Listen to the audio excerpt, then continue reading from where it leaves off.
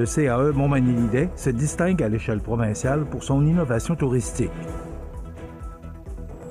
L'UTAC presse Québec d'agir pour sauver le transport collectif régional. La MRC de Lillet félicite ses nouveaux maires et mairesses élus.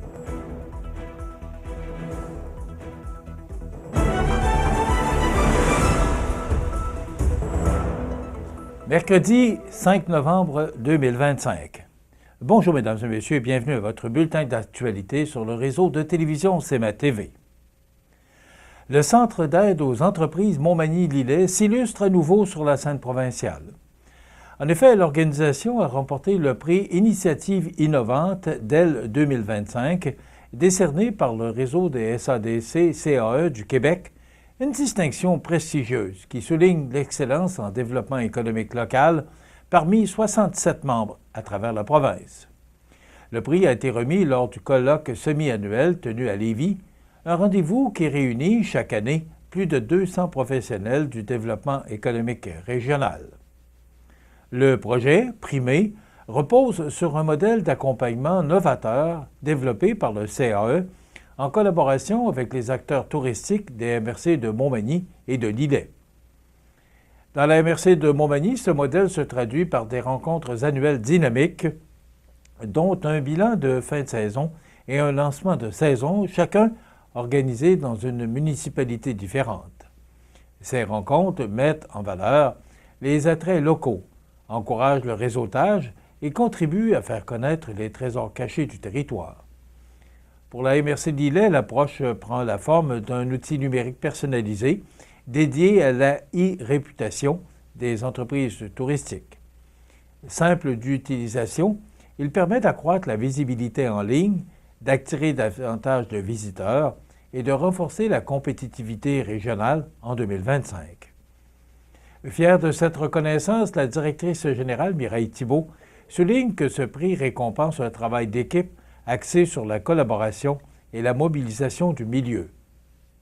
Selon elle, chaque entreprise touristique est un ambassadeur du territoire et c'est en unissant leurs forces que la région Montmagny-Lillet peut faire du tourisme un moteur économique 4 saisons. L'Union des transports adaptés et collectifs du Québec, l'UTAC, tire la sonnette d'alarme et demande au gouvernement du Québec d'adopter sans délai le programme d'aide au développement du transport collectif 2025-2027. L'organisme, qui regroupe plus de 80 services de transport collectif desservant plus de 800 municipalités à travers la province, déplore une incertitude budgétaire sans précédent, menaçant la stabilité de ses opérations. Depuis plusieurs mois, les responsables du transport collectif en région peinent à boucler leur budget pour 2025 et même 2026, faute de connaître les nouvelles modalités d'aide gouvernementale.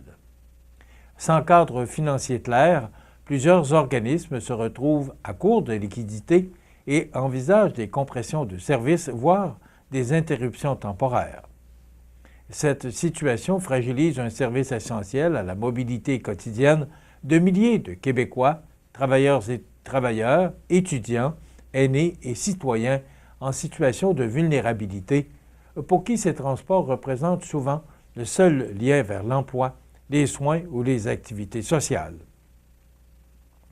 Le transport collectif est un levier essentiel du développement durable et de la vitalité économique et sociale des régions du Québec.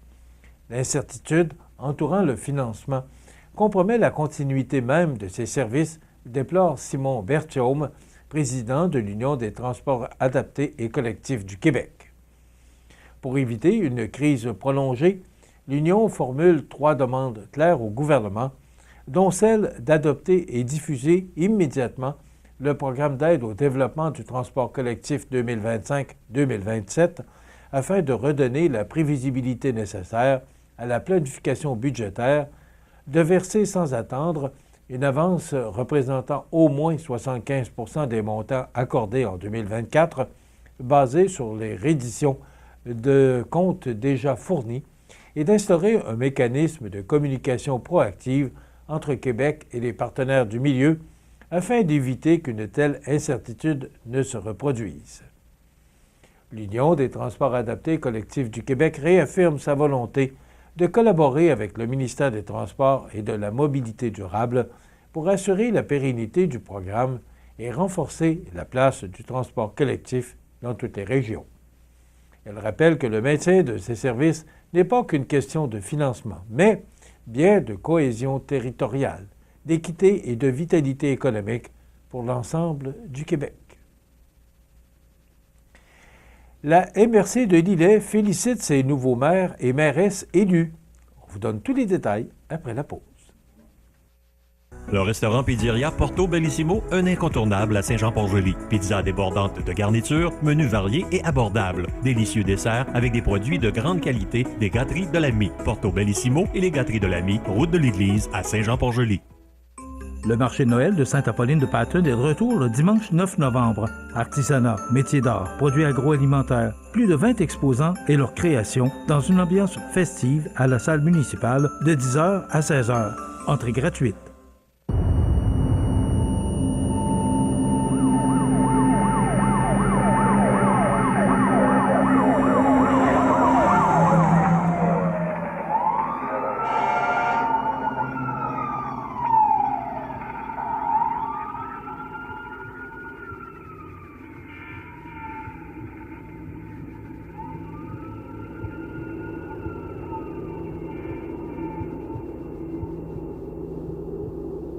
Vous regardez CEMA TV, le réseau de l'information sur la Côte-du-Sud.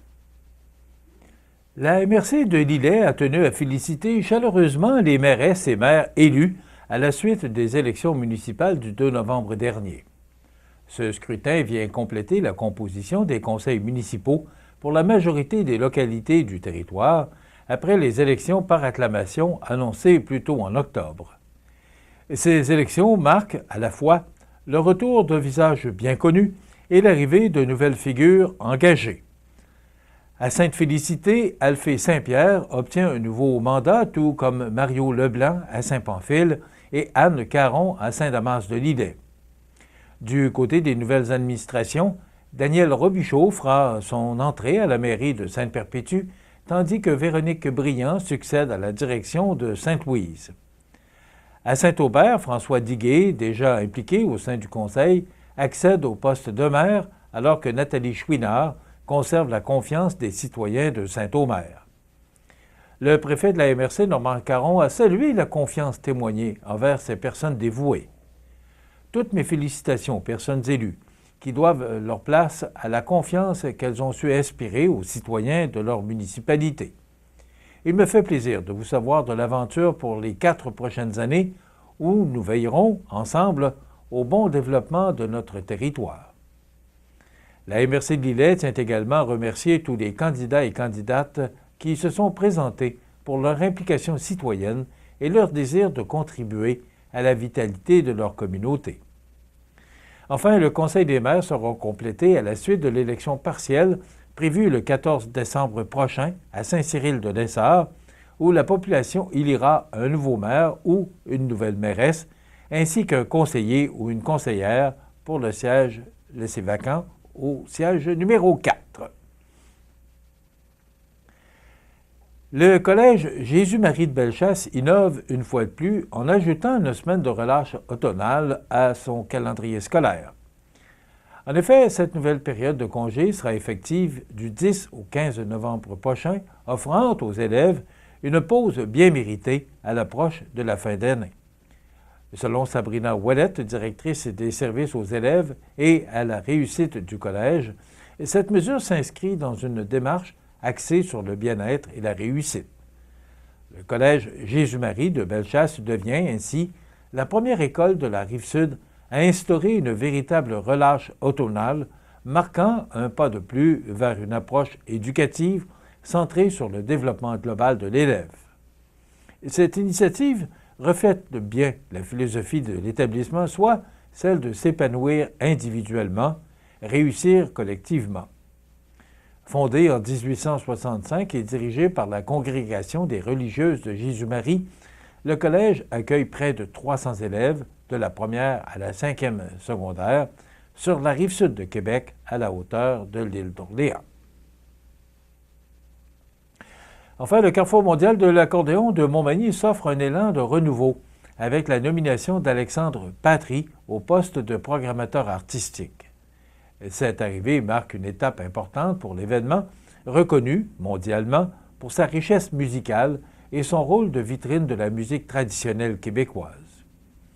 Originaire de Montmagny, Alexandre a grandi au son de l'accordéon, un instrument qu'il a appris à maîtriser à l'École internationale de musique de Montmagny, où il enseigne aujourd'hui. Son parcours impressionnant dans le milieu de la relève en musique traditionnelle, jumelé à son ouverture envers les nouvelles tendances, lui permettra d'apporter une vision moderne et rassembleuse à la programmation du Carrefour. Il sera accompagné dans sa mission par Reynald Ouellette, maître de tradition vivante, mentor et figure emblématique de l'accordéon au Québec. Ensemble, ils formeront un tandem intergénérationnel alliant expérience et créativité afin de poursuivre la mission du festival, soit celle de célébrer la diversité et l'évolution de l'accordéon à travers le monde. C'est une grande chance de pouvoir apprendre de Reynald, dont la passion et la vision sont une inspiration constante, confie Alexandre Patry. Je suis honoré de contribuer à cet événement unique et de participer à son développement pour les années à venir. Le conseil d'administration du Carrefour mondial de l'accordéon se réjouit de cette nomination et exprime toute sa confiance envers Alexandre Patry. Son arrivée apporte un souffle de jeunesse et d'énergie qui permettra au festival de continuer à faire vibrer Montmagny et la Côte-du-Sud au rythme des accordéons du monde entier. Et la période de dépôt des demandes pour le programme Emploi d'été Canada 2026 est officiellement ouverte. En effet, le député fédéral de Côte-du-Sud, Rivière-du-Loup, Katascomique-Témiscouata, Bernard Généreux, invite les employeurs et organismes de la région à soumettre leurs demandes avant le 11 décembre 2025 à 23h59. Ce programme fédéral permet de créer des emplois d'été pour les jeunes âgés de 15 à 30 ans, tout en soutenant les organismes et entreprises qui ont des besoins saisonniers. Les organismes à but non lucratif, les organismes du secteur public, comme les municipalités, les établissements scolaires, les bibliothèques ou les centres de santé, ainsi que les petites entreprises de 50 employés ou moins, sont admissibles.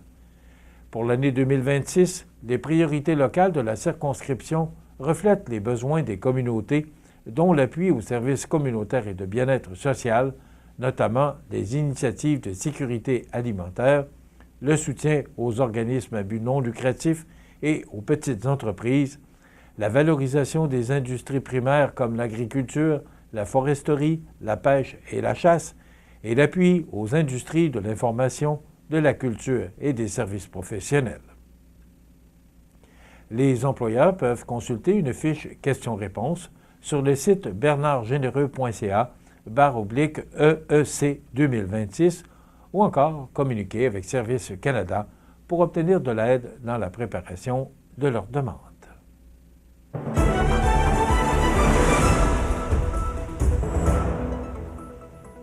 Au sport, le samedi 1er novembre dernier, la Ligue de hockey olympique de Montmagny a offert tout un spectacle lors d'un programme double marqué par des performances offensives impressionnantes. Dans le premier match, le restaurant La Rive a complètement dominé Armoire-Mathurin dans un véritable festival de buts. Dès les premières secondes, Jérôme Bernier a ouvert la marque à seulement 39 secondes de jeu et il a connu une soirée historique avec une récolte de 5 buts. Ses coéquipiers Étienne Poirier, Yannick Picard, Jean-Michel Caron, Philippe Godreau, Thomas Gay, Olivier Chouinard et Édouard Gay ont tous contribué à l'avalanche offensive, menant leur équipe à une victoire écrasante, on dirait même un score de football, 16-3. Lors du deuxième affrontement, le Pavage Jéricho a offert une belle résistance en première période avant de céder devant la puissance d'Hockey-Pneus. Mike Chouinard a mené la charge avec 2 filets, tandis que Steve Bernier, Jérémy Couture et Anthony Fuente ont également trouvé le fond du filet. Alexandre Jacques et Étienne Jean ont riposté pour Pavage Jéricho, mais Hockey-Pneus l'a emporté 5-2. Les honneurs individuels de la semaine reviennent à Jérôme Bernier, nommé joueur offensif, et à Édouard Gay, couronné joueur défensif. Voilà ce qui complète votre bulletin d'actualité de ce mercredi 5 novembre 2025. Dans un moment, les prévisions de la météo. Et le menu de cette émission du mercredi 5 novembre, dans un instant, on vous propose la chronique culturelle avec Marie-Ève Lamonde. Et on se rend dans Bellechasse alors que le journaliste de La Voix du Sud nous parlera des élections dans cette région. Il y aura bien sûr les trouvailles d'Audrey qui se rendra à Atelier Bâtard. Il y aura bien sûr les grands titres de l'actualité en fin d'émission. C'est le menu qu'on vous propose pour cette émission du milieu de la semaine. Je vous souhaite donc une excellente émission à notre antenne.